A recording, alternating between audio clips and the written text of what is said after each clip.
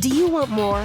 More time, more balance, more love, more sex, more money, more real, and less bullshit? This is the Women Wanting More podcast with Dr. Karen Osborne. Real life, real stories, plus real tips to get you more of what you want.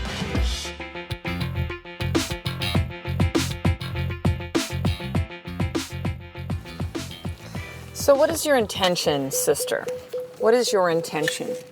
What is the meaning behind why you're doing the things that you're doing, the choices that you're making, the things that you are saying? What is your intention? It's really another way of saying, like, what is your purpose, right? What is your reason? What is your intention? What do you hope to accomplish with the way that you're living throughout the way in your life, your way of being? Again, the things you're saying, the actions that you're taking. What is your intention? So I'm going to share with you two stories today that seem completely unrelated, kind of related, and they both involve fighting. So let me explain. So, number one, at the time that I record this podcast, it has just been announced that, and I don't know if you know anything in the fighting world, I box. It's interesting, I almost kind of hold back and say, I'm a boxer. I haven't been in a fight yet. I have my first tournament on October 21st, 2017. And, but I'm a boxer. Fuck it. I'm a boxer. I've been a fighter in my life in many different ways outside of the boxing ring. So it has just been announced that Conor McGregor, who is a MMA fighter and has been the only man, I believe, in fighter history, to actually win a belt in two different weight classes. People don't switch weight class, but he has done it in MMA. And there's been a lot of trash talk with him and the former boxing champion Floyd Mayweather, who I think, no, he wasn't a heavyweight. Maybe he was bantamweight, definitely not lightweight. I don't know. Anyways, I don't believe he was heavyweight, but nonetheless, a big name in the fighting world, the boxing world. You probably heard of Floyd Mayweather. A lot of trash talk between the two of them, and it's now actually resulted in an actual fight. Floyd Mayweather first trash talking, saying, I could beat this Conor McGregor. And now there's an actual fight that's in August 2017 in Vegas.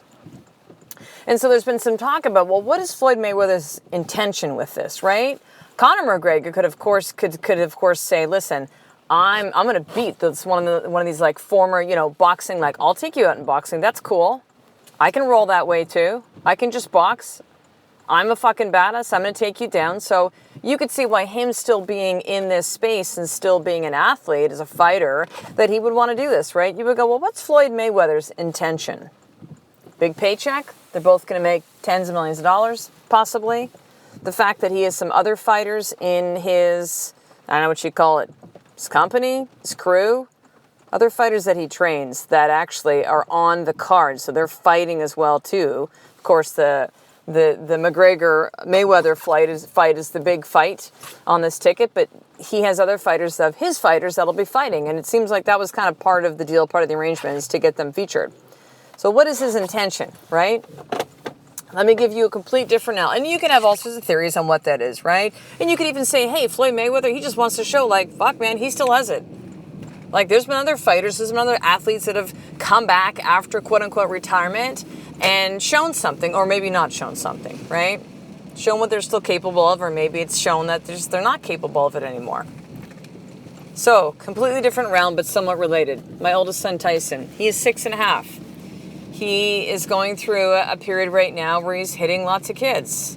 Mostly some of his buds, his bros. And so what happens is often after school when they're playing, it just becomes what I defer to as this Lord of the Flies kind of thing, where all the boys just start going insane.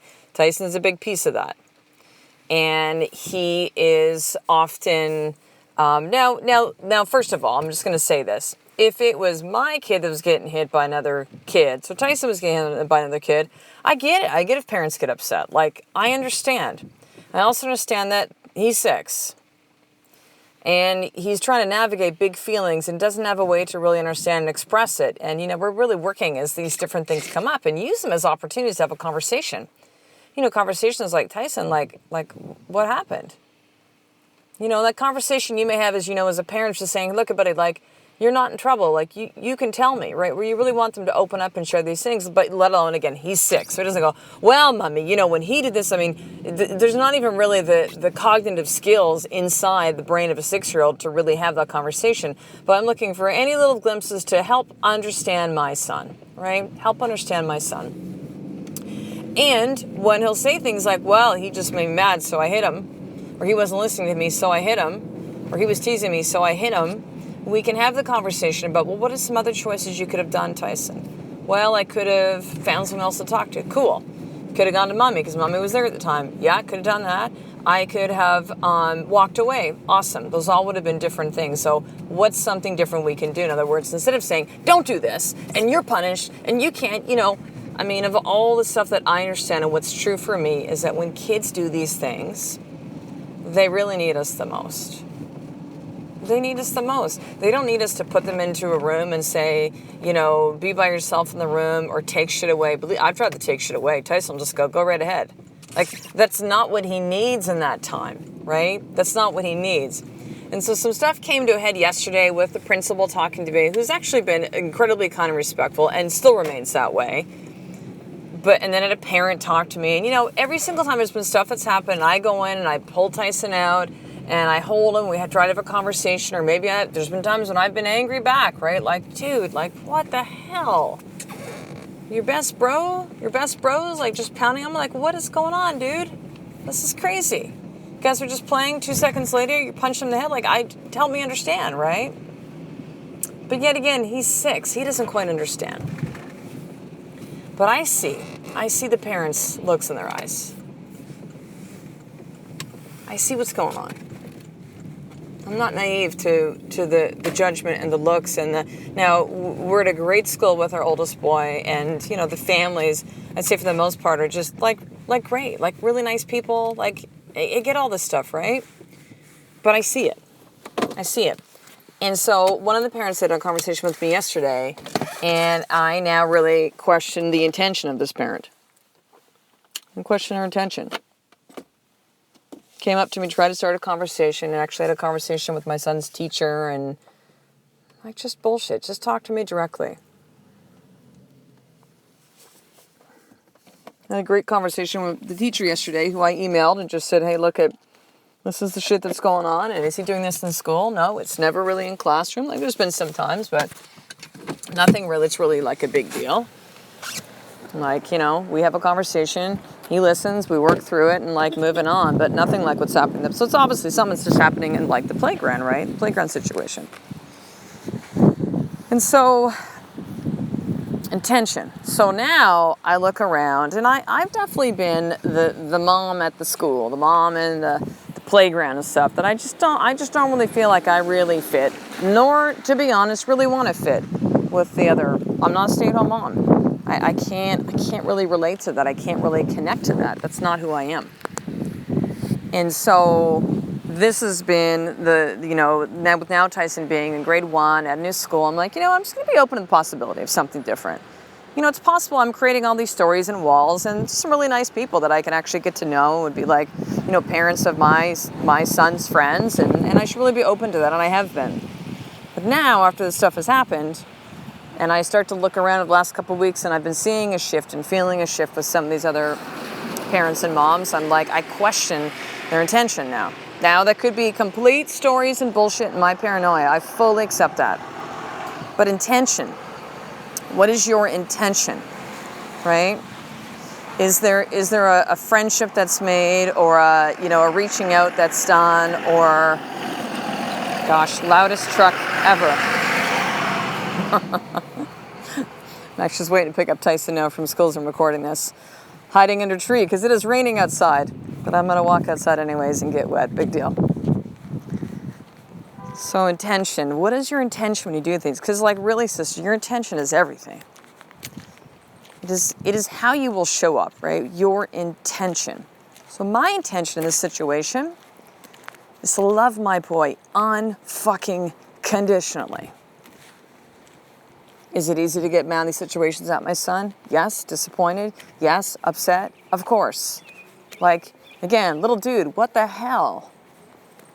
You were just blowing kisses to the flowers and talking about how much that you love your dog Lola and Carmen. You love your mom, love your dad, love your brother, but yet he's going through this period right now where it's quick to anger. And I can understand that too, but my intention is for my son to know that I accept who he is unconditionally. Because I also want to know what it's like to grow up and not feel like I was accepted for who I was. I was told from a young age I was too much. Too loud, too bossy, right? The whole female thing. You stand up for yourself, somehow you're like bossy, but if I was a boy, I'd be a leader. Well, we're going to fucking switch the tables on that. And I certainly have now at the age of 48. But as a kid, I remember feeling that way. I remember feeling angry, not feeling heard, and feeling, not understood or misunderstood. Nobody gets me. I know what that's like. And so my intention when I parent my son, both of my sons, is that they know that mommy has their back. No matter what. No matter what. No matter what. It's not conditioned on how they show up and they behave. It doesn't change because they've chosen an action that is maybe not the best action. Jesus fucking Christ. They're kids. They're trying to figure shit out. You know, I respect the way that we parent these days and all the things that we understand now and how much of a role that, but you know what, there's also a piece of me that goes like, fuck it, shit just got worked out in the playground when I was a kid. That, my parents weren't around, didn't have the uber presence that we see with a lot of the parents today, and like, I grew up just fine. There was a kind of a sink or swim and like figure shit out, right? And now there's this almost like a pendulum swing when it's like so over-parenting, hyper-parenting stuff that tends to go on now. Intention. What is your intention? What is the meaning of the things that you do and what you choose to do within your life? What is your intention? Because it matters. And whether or not you think that you've told that to somebody or they're aware of it, they're going to feel it on some level. What is your intention? What is your intention? So here's your more tip for today, sister. Why don't you take a look at something that you're doing in your life right now? Okay, maybe it's something with your marriage. Maybe it's something with your kids, your parenting. Maybe it is something with your health. Maybe it's something with your work. So one of the more four pillars, but what is your intention? What's your intention? Like, be really clear on that. So I've had some clients that they go, well, my intention when I send that text message to my husband to let him know what I honor, appreciate, love about him, is that he texts me back. I'm like, okay, well, that's like giving a gift and saying, well, I'm going to only give it, but I expect that you give me a gift now too. What is your intention? And I just want you to think about this. You can journal it, but I just want you to think about this. What is my intention? Number one, what is it to identify? Number two is this the intention that I want? Like, is this clearly how I want to be showing up with this intention? And if not, what is the new intention you would like to make with that instead? So to understand some of these concepts on a bigger realm then, sister, one of the best things that I have done with Women Wanting More is created a very, very special coaching program called The Sisterhood. It is a Facebook group where we have weekly live Facebook trainings, a daily sisterhood tip, and it's allowed so many of you to have access to me as a coach that normally would not, because my coaching programs outside of this typically begin at $5,000 on up. And I had so many of you that said, hey, I really want to coach with you, but you're just really not in that space to be able to do that. Don't have the money. They're just not ready for the commitment a program like that, a 9-day program actually takes. And so the Sisterhood was a way to really do that. At $1.50 a day.